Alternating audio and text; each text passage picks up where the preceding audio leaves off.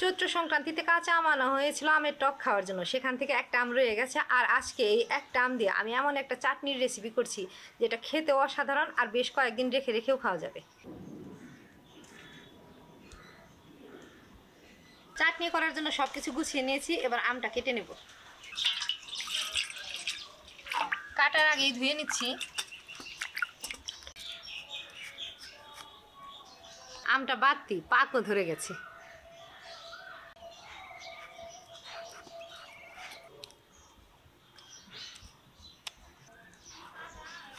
ছিলে নেওয়ার পরে আর ধুবো না, এবার কেটে নেব।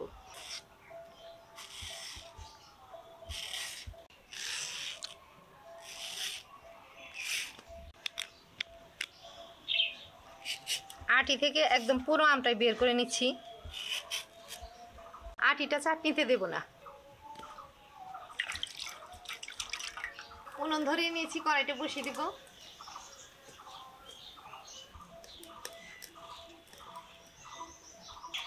শুকনা লঙ্কা, পাঁচফোড়ন। এবার এই মশলাটা গরম কড়াইতে ভেজে রাখবো।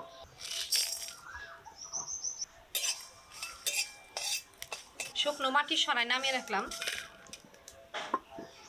কড়াইতে দিলাম সর্ষের তেল। যে কোনো কিছুর চাটনি বা আচার বানাতে গেলে সর্ষের তেল দিলেই ভালো হয়। তেল খুন্তি দিয়ে একটু কড়াইতে ছড়িয়ে দিচ্ছি। ফোড়নে দিব শুকনা লঙ্কা আর পাঁচফোড়ন।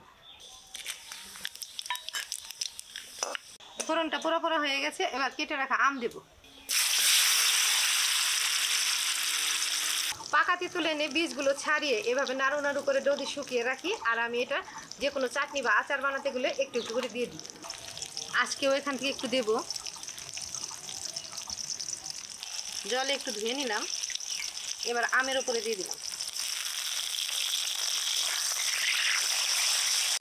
এবার দেবো নুন, হলুদ গুঁড়ো, অল্প লঙ্কার গুঁড়ো দিলাম। এবার নেড়ে চেড়ে চিনি দেবো। নেড়ে চেড়ে মশলাটা মিশিয়ে দিচ্ছি।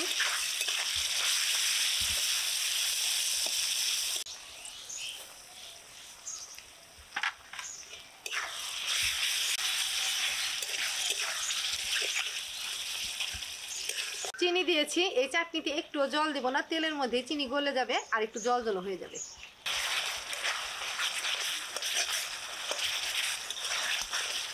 অল্প আছে জাল করে জলটা শুকিয়ে নিতে হবে।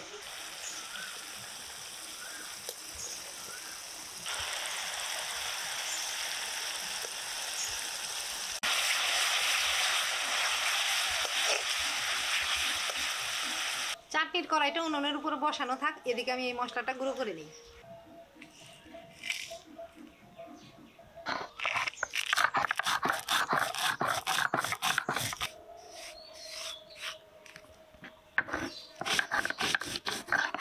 ভাজা মশলাটা ফাঁকি করে নিলাম।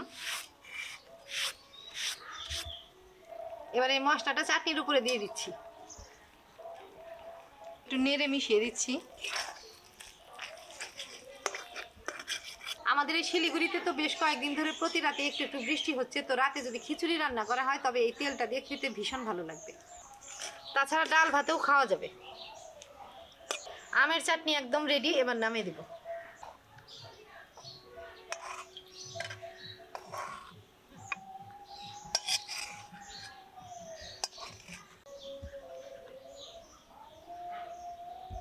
আজকে ছোট্ট একটা আমের চাটনি তোমাদের সাথে শেয়ার করলাম। আশা করি তোমাদের ভালো লেগেছে। তোমরা চ্যানেলটা ইউটিউব থেকে সাবস্ক্রাইব করো, ফেসবুক থেকে ফলো করো, লাইক করো, আর প্লিজ এই ভিডিওটা শেয়ার করে তোমরা আমার পাশে থেকো।